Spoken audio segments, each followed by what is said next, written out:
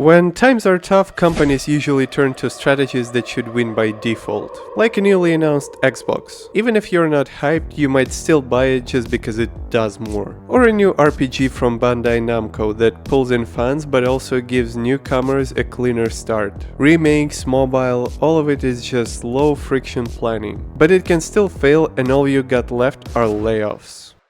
So, let's talk first about this next-gen Xbox. With Sony delaying their new console and doubling down on exclusives, Xbox and its newly elected CEO decided to use these moments to announce their Project Helix. According to Asha Sharma and her announcement on X, Project Helix will quote-unquote lead in performance and play our Xbox and, surprisingly, PC games. While other details remain limited, it looks like the new CEO is trying to redefine what Xbox as a console is. The phrase indicates that Xbox is not trying to build just a new box, it's trying to build a unified platform. And historically, one of Xbox's structural disadvantages versus PlayStation has been software identity and exclusives pool. With a platform that can run both types of games, Xbox can compensate by competing on library access, as well as backward compatibility and overall higher utility potential, meaning that this thing can just plainly do more and play more games. And that would be quite a huge step for the company. But there is the other side of it. Traditional console buyers usually expect a clear value proposition and differentiation. While the possibility of running PC games is great, I don't think it really captures what every console player is looking for, which is basically more exclusives. And it looks like it's not something that Microsoft is really working on right now. So all in all, it looks like Microsoft is trying to pivot from the usual console strategy of just sell the next box and do something more strategic. Of course, as a PC gamer, I'm all for it, provided of course that this new console/PC has enough juice to compete with the real PC. Also, with the current hardware situation and prices, this is something else worth considering, because if it's going to be a $4,000 all-in-one box, nobody would buy it, no matter how good it is.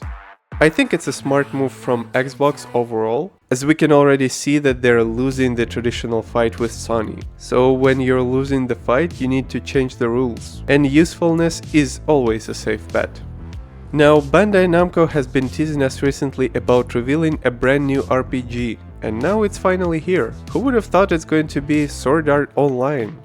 Don't get me wrong, it's not that big of a surprise considering that Namco is almost a synonym for anime adaptations at this point, and this is their 10th game in this particular series. But unlike other games meant for you to relive the journey of your beloved SAO characters, this is a completely new story set in a familiar world that we will be able to experience on July 10th, 2026.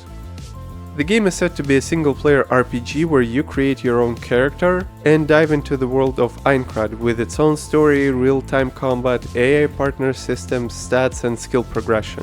IGN also recently released a big preview that shares some details on the combat and setting, but it is quite limited based on the demo they've played. And honestly, it looks much better than any other previous games. Personally, I am cautiously optimistic about this one. While it looks better, other games based on this franchise fail to really sell it, at least based on Steam numbers. But the overall pull of the franchise is quite substantial, as earlier data says that all the games surpassed 5.6 million copies sold. Historically, many anime adaptation games perform best when they either deliver strong fan service efficiently or successfully detach from canon enough to create player ownership.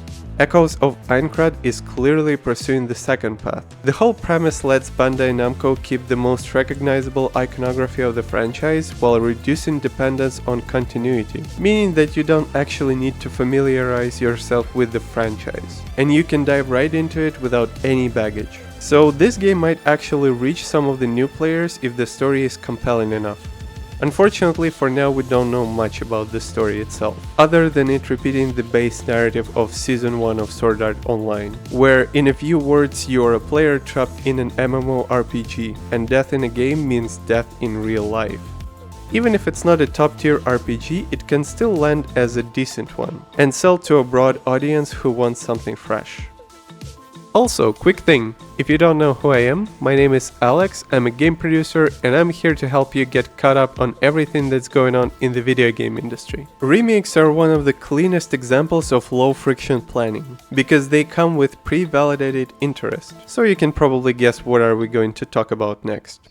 According to Insider Gaming, a notable Resident Evil leaker recently shared that the remake of the game that started this whole series has gone underway. That said, they noted that it just started, so we're probably years from seeing it. Of course, provided the project won't be cancelled sometime during the next few years. But then again, this is just a rumor, so please treat it as such.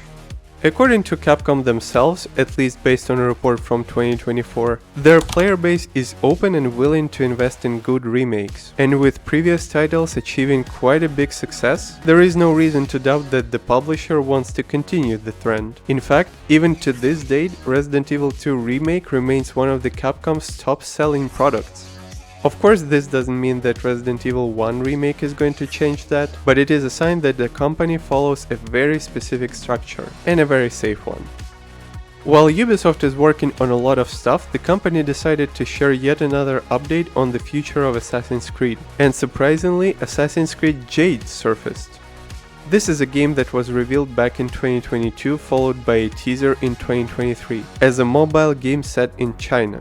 Then it quickly went off radar with only one update in 2024, quoting the delay, and a potential release in 2025.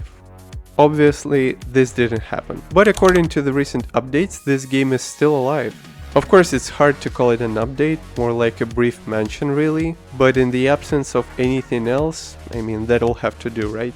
To be clear, I don't expect anything big from it, but at least we know that there is another game on the horizon, and that Ubisoft is keeping another lane open, so that the franchise can work in more than one market shape. And now we're back to layoffs. Tripwire Interactive, known for the Killing Floor series, has revealed that 23 people have been laid off. The studio recently shared the official announcement on social media and said that this was an incredibly difficult decision, heavily deliberated inside the company. While no official reasons were shared, the studio mostly talked about how this would help in their long-term strategy, as well as aligning with business realities to stay focused on key objectives. Oh goddamn, what a mouthful, isn't it? Every time, every company.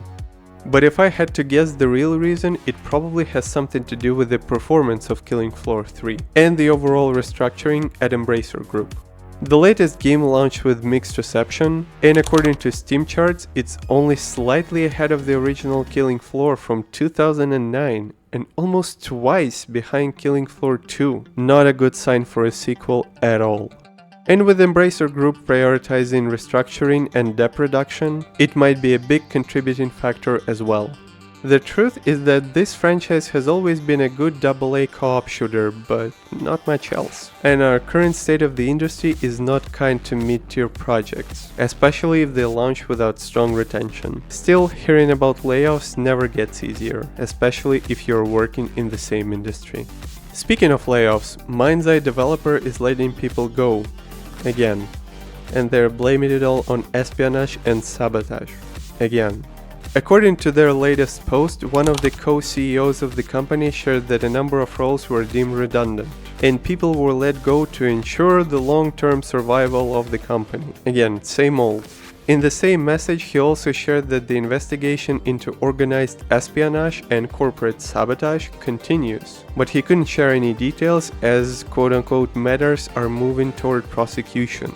I don't know about you, but this story is starting to get old very fast. I'm still holding my breath in anticipation of more details, and either it's going to be really great and I'll take everything I said back, or it's going to be the most ridiculous conjecture ever, and the leadership just couldn't deal with the reality that the game was not good enough. Speaking of the game, it is surprisingly beginning to see some positive momentum, at least when it comes to reviews. After releasing multiple content and quality of life updates, the game is no longer overwhelmingly negative, and the recent reviews are quite positive, so the developers are doing at least something right. That being said, the total number of players is still not great and it might never recover, but it's better than it used to be. Either way, if this story continues and turns out to be nothing more than a bunch of BS, the studio will lose any and all credibility left. For their sake, they had better be right about that. And to wrap things up, let's talk about David and Goliath. With the US tariffs being seemingly reversed recently by the US Supreme Court, Nintendo decided to sue the government of United States as they're the ones who paid them when they were announced in the first place. For those of you who don't know the whole story, here's the short version. Donald Trump decided to implement tariffs on imports from nearly all countries back in 2025. Last month, the US Supreme Court found the tariffs to be unconstitutional, cancelled them, and said that everyone who paid them could present their case for refunds. And that's exactly what Nintendo is trying to do, as those tariffs clearly did some damage and delayed the pre-orders for Switch 2. While the company didn't specify the amount of damages, it looks like it's just trying to recover some lost margins and restore some planning certainty. The claim seems to be quite reasonable, but with policy being as unstable as it is, and the current US administration already saying that the tariffs will come back and they will be even harsher, it's really hard to predict what will happen with Nintendo on that front. With all the unpredictability on the market, all companies are desperately trying to find things to win and win easy. No gambles with might or might not be hits, nothing that requires a huge hype or hinges on the execution. And it is understandable, but someday these strategies will stop working, and they will have to start innovating again. To win big, you have to stop relying on default wins, at least in my opinion.